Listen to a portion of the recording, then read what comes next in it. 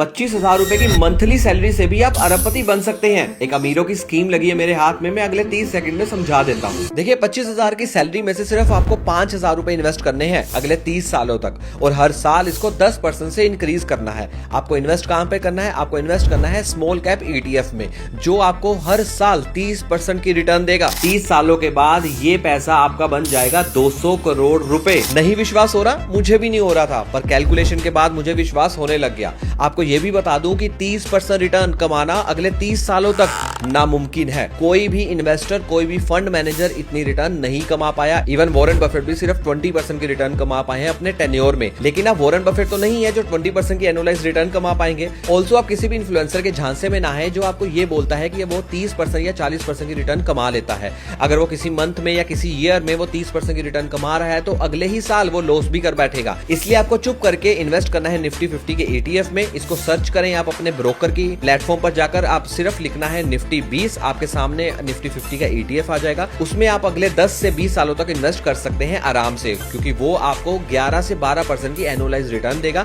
और अगर आप सेम 10,000 रुपए की SIP जो हर साल 10% से इंक्रीज हो रही है वहां पर करते हैं तो आपको 30 साल के बाद 5 करोड़ रुपए मिलेंगे। ऐसी और म्यूचुअल फंड्स और SIP से रिलेटेड कंटेंट के लिए आप हमारे पेज को फॉलो कर सकते हैं और हमारे टेलीग्राम चैनल को भी ज्वाइन कर सकते हैं, जिसका लिंक मेरी बायो में है।